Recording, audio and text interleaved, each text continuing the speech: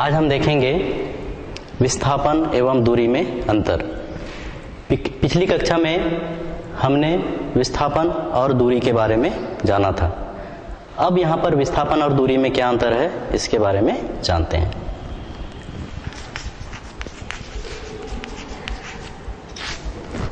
इधर है विस्थापन और दूरी।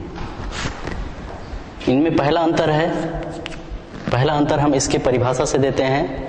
जैसे विस्थापन जो होता है दिए गए समय अंतराल में वस्तु के स्थिति निर्देशांकों के ये अंतर के बराबर होता है। विस्थापन की जो परिभाषा है, विस्थापन की परिभाषा के अनुसार विस्थापन किसे कहते हैं? दिए गए समय अंतराल में वस्तु के स्थिति निर्देशांकों में जो अंतर होता है उसे विस्थापन कहते हैं। और दूरी की जो परिभाषा है, दूरी को हम दर्शा सकते हैं, इसकी परिभाषा बता सकते हैं। दिए गए समय अंतराल में किसी वस्तु के द्वारा तय की गई जो पथ की जो लंबाई होती है वह उस वस्तु के लिए दूरी कहलाती है। तो ये तो पहला अंतर इसकी परिभाषा के आधार पर हो गया। इसके बाद दूसरा अंतर है, ये कैसी राशियां हैं? विस्थापन सदिश राशि होती है। सॉरी, पहला अंतर था। और दूरी जो होती है वो अदिश राशि होती है। सदिश राशि का मतलब होता है विस्थापन में दिशा और परिमाण दोनों होते हैं, इसलिए विस्थापन सदिश राशि है। जबकि दूरी अदिश राशि है, अर्थात इसमें केवल इसका परिमाण होता है, दिशा नहीं होती। इसके बाद तीसरा अंतर हम बता सकते हैं, विस्थापन का मान धनात्मक मतलब पॉजिटिव भी हो सकता है, ऋणात्मक निगेटिव भी हो सकता है, और शून्य। विस्थापन का मान धनात्मक, ऋणात्मक और शून्य तीनों हो सकता है। जबकि दूरी का मान केवल धनात्मक होता है। दूरी का मान केवल पॉजिटिव या धनात्मक होता है। इसके बाद चौथा अंतर है, अगला अंतर, इसकी निर्भरता पथ की लंबाई पर कैसे होती है, उसके आधार पर हम चौथा अंतर देते हैं। विस्थापन का मान पथ की लंबाई पर निर्भर नहीं करता, जबकि दूरी का मान पथ की लंबाई पर निर्भर करता है। विस्थापन का मान पथ की जो आकृति है या उसकी जो लंबाई है उस पर निर्भर नहीं करता, और दूरी का मान जो पथ की जो आकृति है उस पर निर्भर करता है। इसके बाद अगला अंतर हम बता सकते हैं, पांचवा अंतर, विस्थापन का मान हमेशा या तो दूरी के बराबर होगा या दूरी से कम होता है। दूरी से अधिक कभी भी विस्थापन का मान नहीं हो सकता। और इधर दूरी का जो मान है वह हमेशा विस्थापन के मान से अधिक होगा या विस्थापन के बराबर होगा। दूरी का मान हमेशा विस्थापन से अधिक होता है या इसके बराबर होता है, और विस्थापन का मान हमेशा दूरी से कम होता है या दूरी के बराबर होता है। इसके बाद इसमें एक अंतर और बता सकते हैं, विस्थापन में परिमाण और दिशा दोनों होता है। एक अंतर यहाँ पे लिखा गया है, फिर भी अपन एक और एक्स्ट्रा अंतर लिख सकते हैं। विस्थापन में परिमाण और जो इसकी जो दिशा है दोनों होती हैं, जबकि दूरी में केवल उसका परिमाण होता है, दिशा नहीं होती। तो इस प्रकार से हम विस्थापन और दूरी में अंतर बता सकते हैं। तो विस्थापन और दूरी में पहला अंतर इसके परिभाषा के आधार पर, विस्थापन किसे कहते हैं? दिए गए समय अंतराल में स्थिति निर्देशांकों का जो अंतर होता है उसे विस्थापन कहते हैं। और इधर दूरी की परिभाषा, दिए गए समय अंतराल में किसी वस्तु द्वारा तय की गई पथ की जो लंबाई होती है उसे दूरी कहते हैं। दूसरा अंतर, विस्थापन एक सदिश राशि है, दूरी एक अदिश राशि है। तीसरा अंतर विस्थापन और दूरी में, विस्थापन का मान धनात्मक, ऋणात्मक और शून्य हो सकता है, जबकि दूरी का मान केवल धनात्मक होता है। जो चौथा जो अंतर है, चौथे अंतर को हम बता सकते हैं, विस्थापन का मान हमेशा दूरी के बराबर होता है या उससे कम होता है, जबकि दूरी का मान हमेशा विस्थापन के बराबर होता है या विस्थापन से अधिक होता है। और एक अंतर और बता सकते हैं, यहाँ पर विस्थापन जो है वस्तु की प्रारंभ पथ की जो आकृति है उस पर निर्भर नहीं करती और दूरी जो है पथ की आकृति पर निर्भर करती है। और जो अंतिम अंतर जो हमने बताया था यहाँ पर, विस्थापन में इसका परिमाण और दिशा दोनों होता है, जबकि दूरी में केवल इसका परिमाण होता है, दिशा नहीं होती है। इसके बाद हम देखते हैं हमारा अगला टॉपिक है वेग और चाल किसे कहते हैं।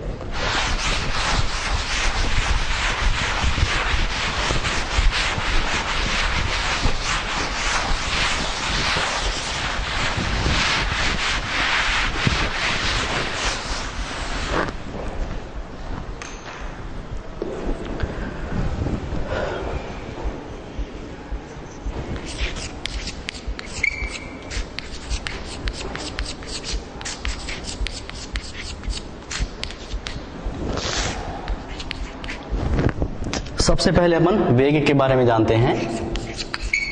वेग या इसको अंग्रेजी में बोलते हैं वेलोसिटी। जितने भी फिजिकल क्वांटिटीज के मान हैं उनके अंग्रेजी नाम हमको पता होने चाहिए। वेग को अंग्रेजी में बोलते हैं वेलोसिटी। अब किसी वस्तु का वेग क्या होता है इसको हम परिभाषित करते हैं।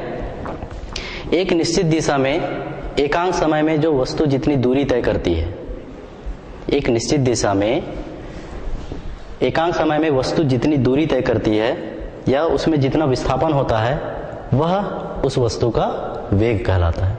या दूसरे शब्दों में हम कह सकते हैं विस्थापन की जो दर जो होती है उसे उस वस्तु का वेग कहा जाता है। तो इसका जो डेफिनेशन है, जो परिभाषा है, उसको दो तरीके से हम व्यक्त कर सकते हैं।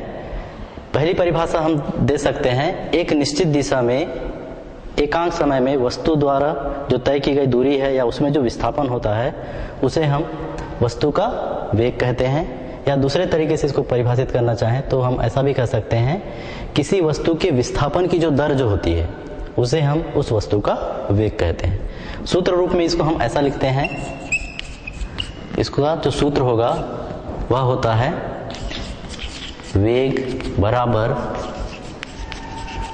विस्थापन बटे समय। अब इसमें देखिए विस्थापन का जो मान है वह समय के साथ परिवर्तित हो रहा है। विस्थापन का मान समय के साथ परिवर्तित होता है, इसलिए विस्थापन बटे समय को हम विस्थापन की दर कहते हैं। तो इसीलिए इसका परिभाषा है विस्थापन की दर को किसी वस्तु का वेग कहा जाता है। तो वेग बराबर होता है विस्थापन बटे समय। अब यदि t1 समय में वस्तु की स्थिति, जैसे मैंने पिछली कक्षा में बताया था, यदि हम किसी समय में वस्तु की स्थिति को लिखते हैं तो स्थिति को हमेशा x से दर्शाया जाता है। तो यदि t1 समय में वस्तु की स्थिति है तो उसे हम x t1 से दर्शाते हैं। तो यदि t1 समय में वस्तु की स्थिति x t1 है तथा t2 समय में वस्तु की स्थिति क्या हो जाएगी, x t2 है, तो वस्तु का वेग, तो वस्तु का वेग बराबर क्या हो जाएगा, विस्थापन बटे समय। तो विस्थापन क्या होता है, विस्थापन दो स्थिति निर्देशांकों का अंतर होता है, और जो विस्थापन जो होता है वस्तु के प्रारंभिक अवस्था और अंतिम अवस्था पर निर्भर करता है। तो विस्थापन बराबर होगा यहाँ पर वस्तु की स्थिति में परिवर्तन। तो वस्तु की स्थिति में परिवर्तन कितनी हो जाएगी, यहाँ पर देखो t1 समय में वस्तु की स्थिति है xt1 और t2 समय में वस्तु की स्थिति है xt2, अर्थात xt2 ये अंतिम स्थिति है और xt1 इसकी प्रारंभिक स्थिति है। अतः यहाँ पर विस्थापन बराबर हो जाएगा स्थिति में परिवर्तन, और स्थिति में परिवर्तन बराबर होता है अंतिम स्थिति माइनस वस्तु की प्रारंभिक स्थिति।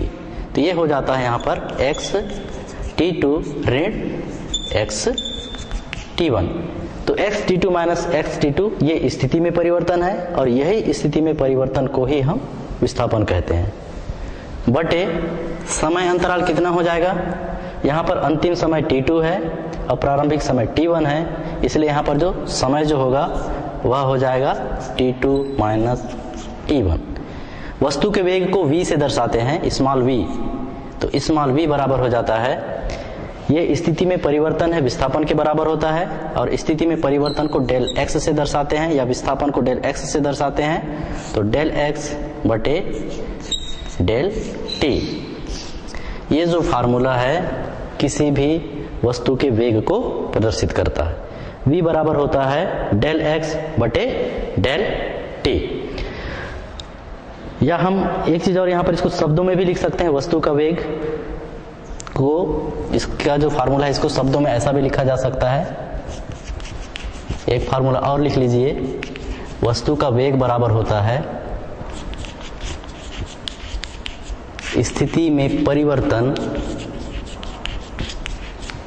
बटे समय अंतराल। वस्तु का वेग बराबर होता है स्थिति में परिवर्तन बटे समय अंतराल। ये जो इक्वेशन है वस्तु का वेग बराबर xt2 माइनस xt1 बटे t2 माइनस t1 है, इसी का वो शाब्दिक रूप है। वस्तु का वेग बराबर xt2 माइनस xt1 को स्थिति में परिवर्तन कहते हैं और t2 माइनस t1 को समय अंतराल कहा जाता है। तो एक फार्मूला वो भी होता है वस्तु के वेग के लिए। अब हम देखते हैं वेग का मात्रक क्या होगा। वेग का मात्रक, जब भी हम किसी नई भौतिक राशि के बारे में जानते हैं तो सबसे पहले हमको कुछ महत्वपूर्ण बातों का ध्यान रखना होता है या उससे संबंधित कुछ महत्वपूर्ण बातें याद रखनी होती हैं, जिसमें से सबसे पहली बात है कोई भी नई भौतिक राशि है उसकी परिभाषा हमें पता होना चाहिए। दूसरा, उसका सूत्र पता होना चाहिए। सूत्र पता है तभी हम उसका मात्रक लिख पाते हैं, और जब सूत्र पता है तब हम उसका विमीय सूत्र भी लिख पाते हैं। तो कम से कम कोई भौतिक राशि है, कोई नई भौतिक राशि है, तो उसके लिए हमको उसकी परिभाषा, उसका सूत्र, उसका मात्रक और उसका विमीय सूत्र, ये चार चीजें हमें पता होनी चाहिए। अब हम यहाँ पर देखते हैं वेग का मात्रक। तो वेग का मात्रक हमको उसके सूत्र से प्राप्त होता है। जैसे यहाँ पर देखो, वेग का मात्रक कैसे मिलेगा हमको, हमारे पास है सूत्र वेग बराबर विस्थापन बटे समय। तो वेग का मात्रक हो जाएगा विस्थापन का मात्रक बटे समय का मात्रक। तो ये हो जाता है, विस्थापन का जो मात्रक होता है वह एसआई पद्धति में मीटर होता है और समय का मात्रक होता है सेकंड। अतः वेग का एसआई मात्रक हो जाएगा बराबर, मीटर बटे में है इसलिए इसको प्रति लिखते हैं सेकंड, तो इसलिए इसका मात्रक हो जाता है मीटर प्रति सेकंड। इसको लिखने के कई तरीके हैं, इसको संकेतों में भी लिखा जाता है। मीटर को हम लिखते हैं, या मीटर को स्मॉल m से दर्शाते हैं, सेकंड को स्मॉल s से दर्शाया जाता है। तो हम मीटर प्रति सेकंड ऐसा भी इसको पढ़ सकते हैं, या एक लिखने का तरीका ऐसा भी है, मीटर s के ऊपर, चूंकि सेकंड नीचे में हर में है तो इसकी घात 1 है, जब ये ऊपर चला जाएगा अंश में तो उस स्थिति में यह इसका ऋणात्मक घात हो जाता है। तो ऐसा भी हम इसको लिखते हैं, मीटर s की घात -1, इसको भी पढ़ते हैं मीटर प्रति सेकंड। तो ये हो गया इसका मात्रक। अब इसके बाद देखते हैं वेग का विमीय सूत्र।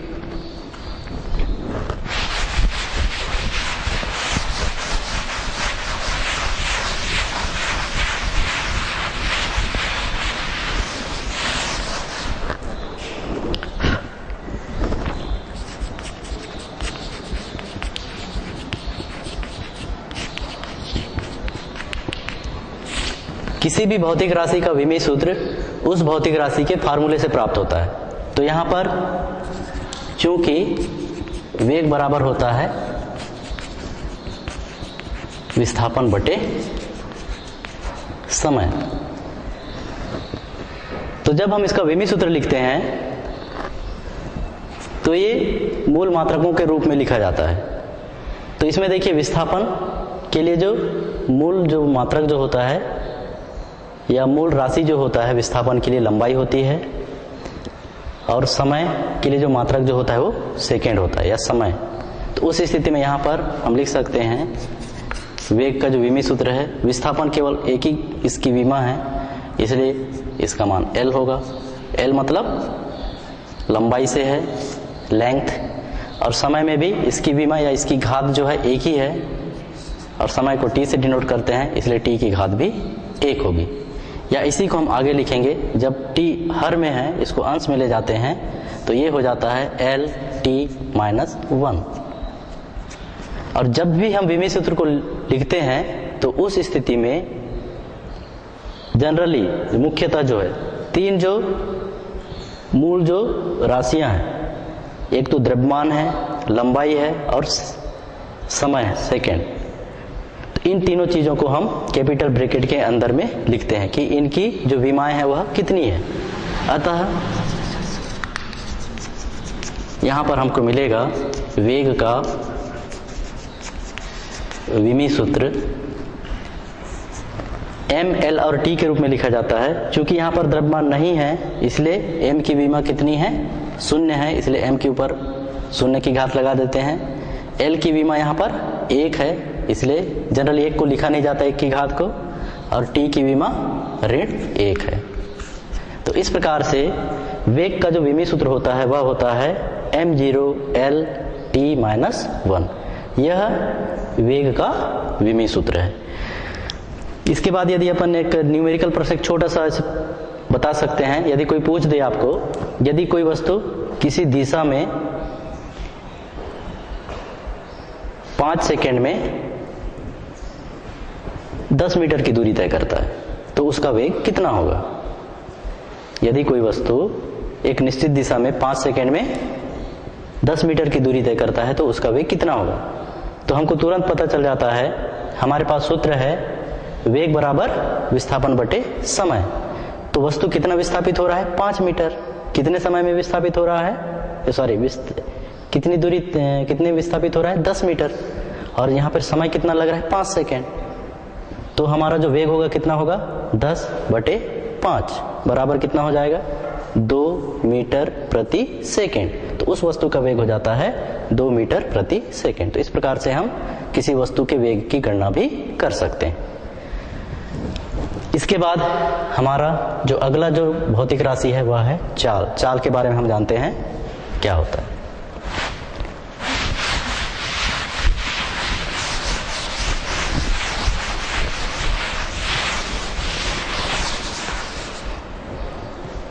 एक चीज और वेग के बारे में है, वेग सदिश राशि है, अर्थात इसमें इसका परिमाण और दिशा दोनों होता है। वेग का मान धनात्मक भी हो सकता है, ऋणात्मक भी हो सकता है और शून्य भी होता है। इसके बाद हम देखते हैं अगली हमारी भौतिक राशि चाल। चाल को स्पीड बोलते हैं, अंग्रेजी में स्पीड। तो अब चाल को हम कैसे परिभाषित करेंगे, किसी वस्तु द्वारा एकांक समय में जितनी दूरी तय की जाती है उसे उस वस्तु का चाल कहते हैं। यहां पर हम दिशा नहीं बोल रहे हैं, इसकी परिभाषा में दिशा का उपयोग नहीं होता, अर्थात चाल जो होती है अदिश राशि होती है। तो चाल को कैसे परिभाषित करेंगे, यदि कोई वस्तु एकांक समय में जितनी दूरी तय करे उसे उस वस्तु की चाल कहते हैं।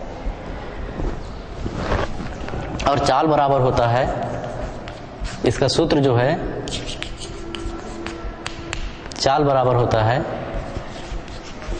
दूरी बटे समय। चाल बराबर होता है दूरी बटे समय, या दूसरे शब्द में हम इसको ऐसा भी कह सकते हैं, चाल की परिभाषा को, किसी गतिमान वस्तु के स्थिति में जो परिवर्तन की जो दर है, किसी गतिमान वस्तु के स्थिति में परिवर्तन की जो दर है उसे हम उस वस्तु की चाल कहते हैं। और चाल बराबर होता है दूरी बटे समय। इसके बाद हम यहां बता सकते हैं चाल एक अदिश राशि है। चाल का मान हमेशा धनात्मक होता है। इसका मात्रक, जैसे चाल बराबर दूरी बटे समय है तो दूरी का मात्रक बटे समय का मात्रक, इसका मात्रक भी मीटर प्रति सेकेंड होगा। उसके बाद फिर इसका विमी सूत्र, इसका विमी सूत्र कितना हो जाएगा, सेम वही जो वेग के लिए था, इसमें द्रव्यमान नहीं है इसलिए इसकी विमा 0 m0, लंबाई 1 बार है और सेकंड का विमा -1 है, इसलिए इसका जो विमी सूत्र होगा m0 L t-1 होगा।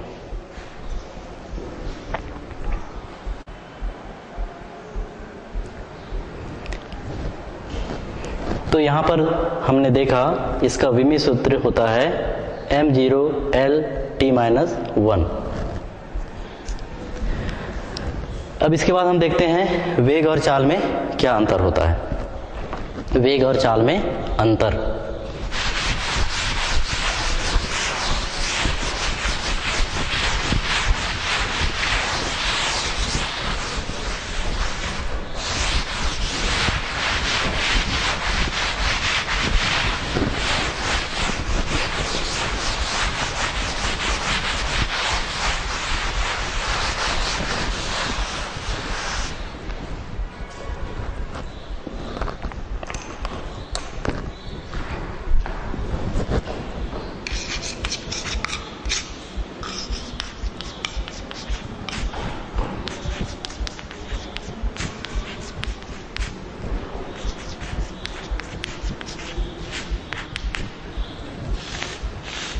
वेग और चाल में अंतर।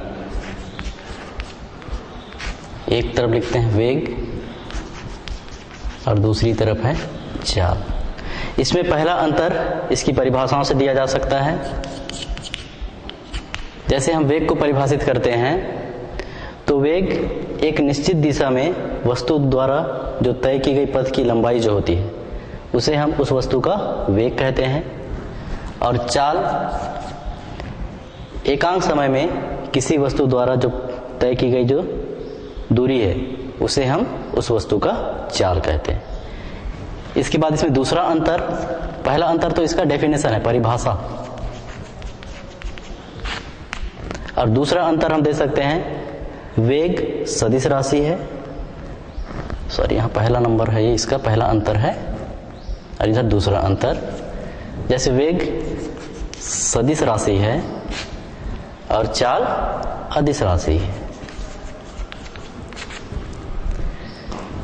तीसरा अंतर वेग और चाल में हम बता सकते हैं वेग का मान धनात्मक हो सकता है, ऋणात्मक भी हो सकता है और शून्य।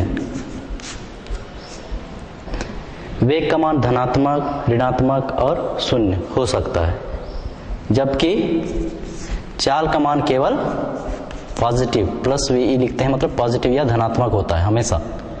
चाल का मान हमेशा धनात्मक होता है। एक अंतर और बता सकते हैं,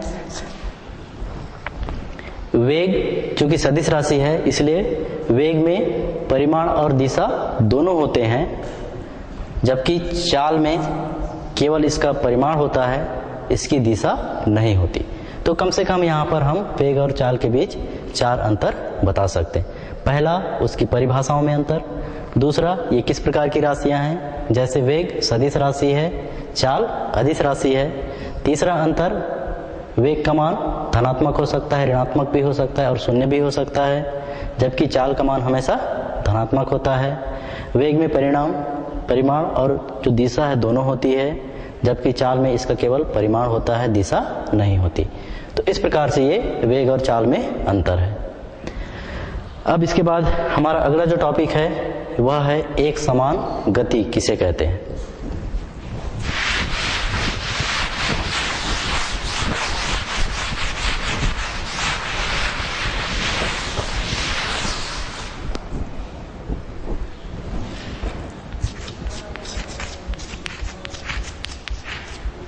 एक समान गति या यूनिफॉर्म मोशन भी बोलते हैं इसको। एक समान गति, अंग्रेजी में भी लिख देते हैं यूनिफॉर्म मोशन।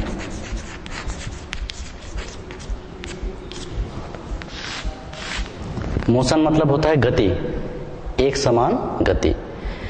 जब कोई वस्तु हमेशा एक ही दिशा में समान समय अंतराल में यदि समान दूरी तय करे, यदि कोई वस्तु एक ही दिशा में समान समय अंतराल में समान दूरी तय करे या उनमें जो विस्थापन है वह एक समान हो, तो वस्तु का जो इस प्रकार से जो गति होता है उसे हम एक समान गति कहते हैं।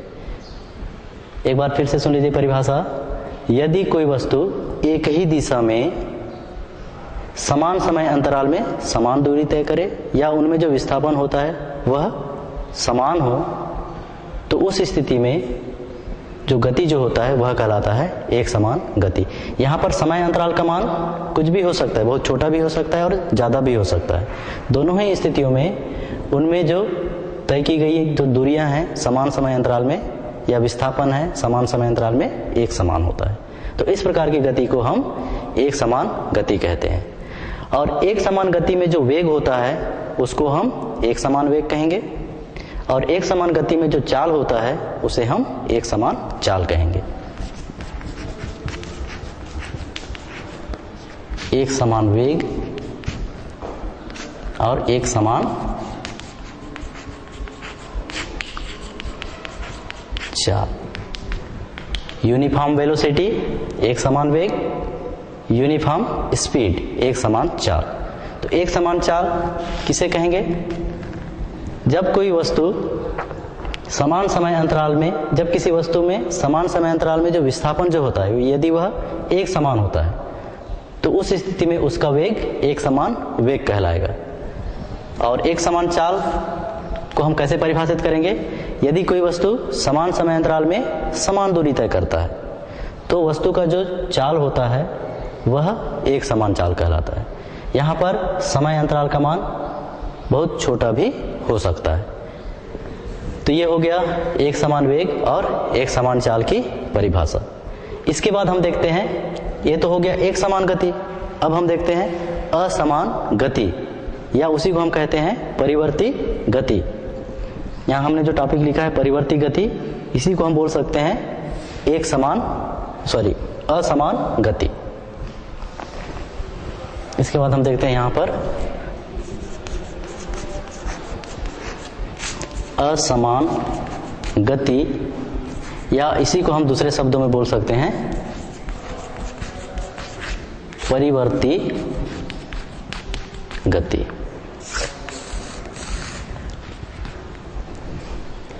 असमान गति या परिवर्ती गति को हम अब कैसे परिभाषित करेंगे?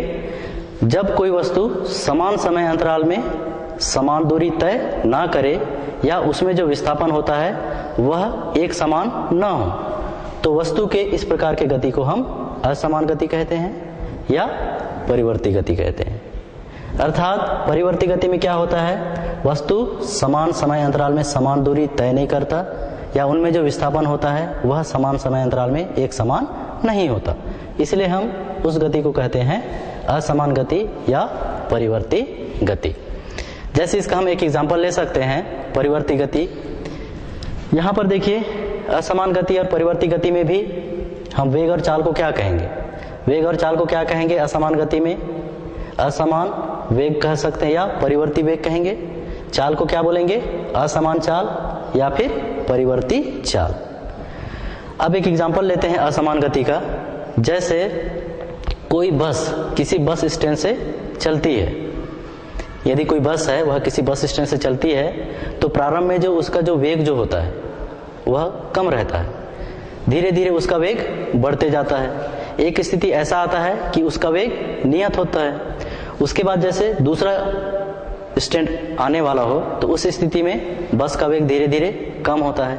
जैसे ही बस स्टैंड आ जाता है तो उसका वेग शून्य हो जाता है। इसका मतलब ये हुआ यहाँ पर वेग में परिवर्तन हो रहा है, वेग समान नहीं है, इसलिए इस प्रकार की जो गति होती है उसे हम असमान गति या परिवर्ती गति कहते हैं।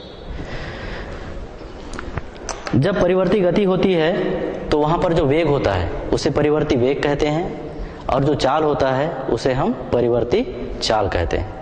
तो सबसे पहले अपन देखते हैं परिवर्ती वेग।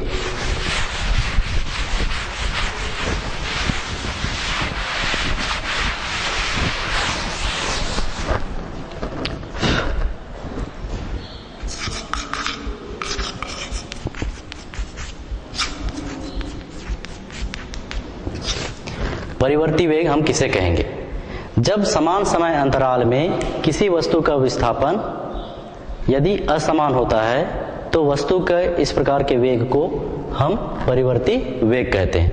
और इस स्थिति में जब वस्तु का वेग परिवर्ती होता है तो उस स्थिति में हम वस्तु का औसत वेग निकालते हैं या फिर उसका तात्क्षणिक वेग ज्ञात करते हैं।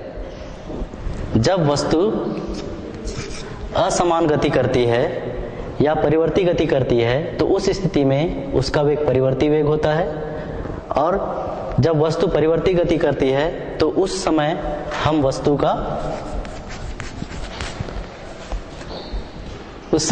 का क्या ज्ञात करते हैं? औसत वेग या तात्क्षणिक वेग ज्ञात करते हैं।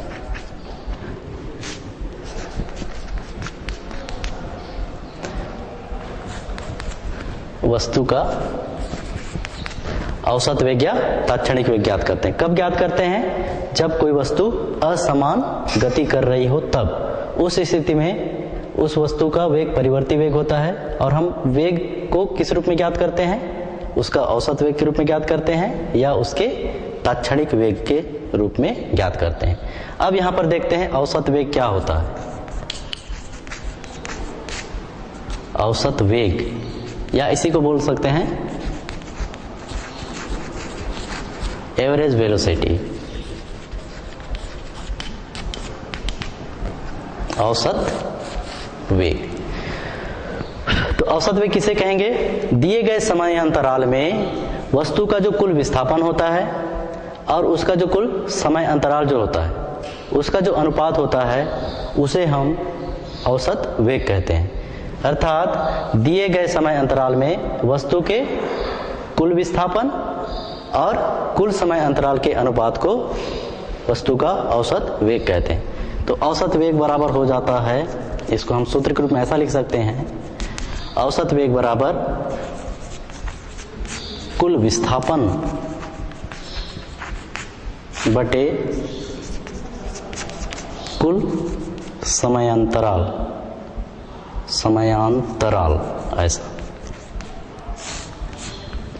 ये फार्मूला है औसत वेग के लिए, कुल विस्थापन बटे कुल समय अंतराल। या इसको अपन इसके गणितीय रूप में लिख सकते हैं, v औसत को लिखते हैं av एवरेज स्मॉल लेटर में, VAV इज इक्वल टू कुल विस्थापन कितना होगा? t2 समय में वस्तु की स्थिति xt2 है, t1 समय में वस्तु की स्थिति xt1 है, तो कुल विस्थापन कितना होगा? स्थिति में परिवर्तन xt2 माइनस xt1 बटे कुल समय अंतराल कितना होगा?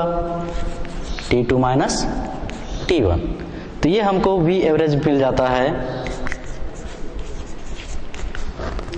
यह है स्थिति में परिवर्तन। स्थिति में परिवर्तन को हम विस्थापन भी कहते हैं और इसे डेल x से डिनोट करते हैं। तो this one is del x और नीचे समय अंतराल xt। तो v एवरेज का मान होता है डेल x बटे डेल t। अब इसके बाद देखते हैं तात्क्षणिक वेग। तात्क्षणिक वेग, तात्क्षणिक वेग अब किसे कहेंगे? परिवर्ती गति में किसी क्षण विशेष पर किसी वस्तु का वेग जितना होता है उसे उस वस्तु का तात्क्षणिक वेग कहते हैं। परिवर्ती गति में किसी विशेष समय पर उस वस्तु का वेग जितना होता है उसे हम तात्क्षणिक वेग कहते हैं। या इसको हम कैसे दर्शा सकते हैं? यदि डेल टी समय अंतराल में, डेल टी समय अंतराल का मतलब सूक्ष्म समय अंतराल है, तो डेल टी समय अंतराल में वस्तु में विस्थापन डेल टी समय अंतराल में यदि वस्तु का जो विस्थापन है वह कितना होता है, डेल एक्स होता है, तो डेल एक्स होता है तो वस्तु का जो तात्क्षणिक वेग जो होता है उसे हम v से डिनोट करेंगे। तो वस्तु का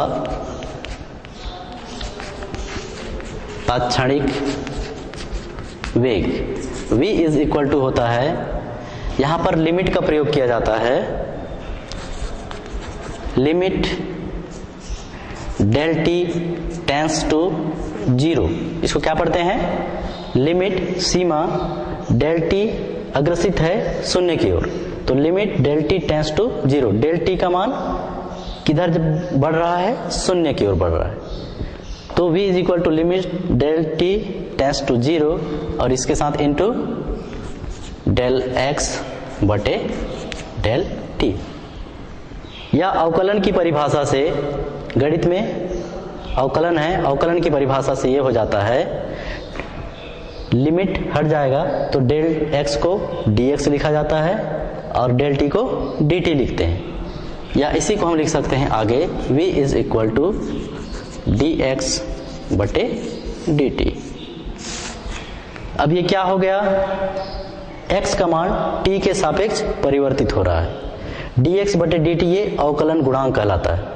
अर्थात यहां पर देखिए dx बटे dt है, अर्थात t के सापेक्ष x के मान में परिवर्तन हो रहा है। t चूंकि समय है और एक x जो है वह स्थिति है, तो समय के सापेक्ष स्थिति में परिवर्तन हो रहा है या विस्थापित हो रहा है वह वस्तु, तो इसीलिए वेग को हम परिभाषित करते हैं, तो हम कहते हैं विस्थापन की दर को हम वस्तु का वेग कहते हैं। तो v is equal to dx बटे dt होता है।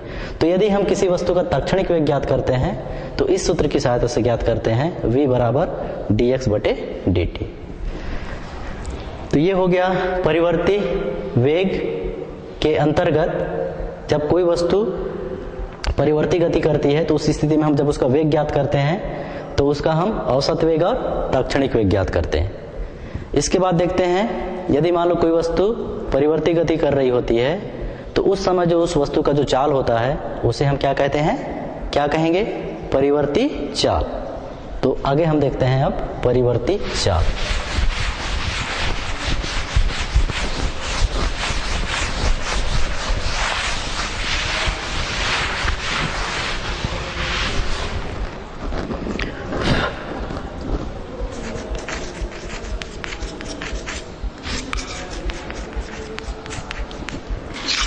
परिवर्ती चाल। तो परिवर्ती चाल अब हम किसे कहेंगे, जब कोई वस्तु समान समय अंतराल में यदि असमान दूरी तय करती है तो वस्तु के इस प्रकार के चाल को परिवर्ती चाल कहेंगे। जब परिवर्ती चाल जब हम ज्ञात करते हैं, चाल ज्ञात करते हैं, तो उस स्थिति में हम उस वस्तु का औसत चाल और उस वस्तु का तात्क्षणिक चाल ज्ञात करते हैं। क्या क्या ज्ञात करते हैं, जब कोई वस्तु परिवर्ती गति करता है और वहां पर हमको चाल ज्ञात करना होता है तो हम क्या ज्ञात करते हैं, औसत चाल और तात्क्षणिक चाल। तो पहले हम देखते हैं औसत चाल अब हम किसे कहेंगे, औसत चाल। औसत चाल किसे कहेंगे, दिए गए समय अंतराल में किसी वस्तु के द्वारा तय की गई कुल दूरी और जो कुल समय अंतराल है उसका जो अनुपात होगा उसे हम उस वस्तु की औसत चाल कहेंगे। तो औसत चाल बराबर हो जाएगा हमारा फार्मूला या सूत्र, औसत चाल बराबर क्या हो जाता है, कुल दूरी बटे कुल समयांतराल। अर्थात परिवर्ती गति में कुल दूरी और कुल समय अंतराल का जो अनुपात होता है उसे हम औसत चाल कहते हैं। इसके बाद हम देखते हैं तात्क्षणिक चाल।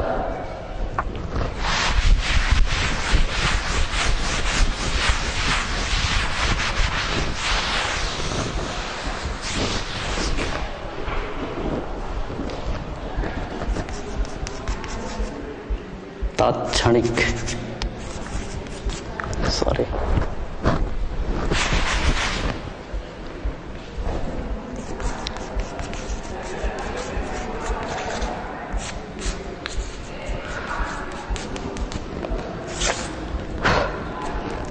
तात्क्षणिक चाल को हम कैसे परिभाषित करेंगे?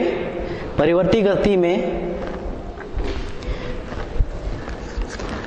गति में किसी समय विशेष पर,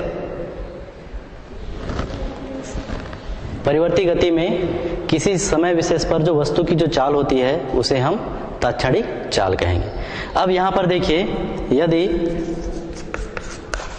डेल टी समय में वस्तु द्वारा जो तय की गई दूरी जो है,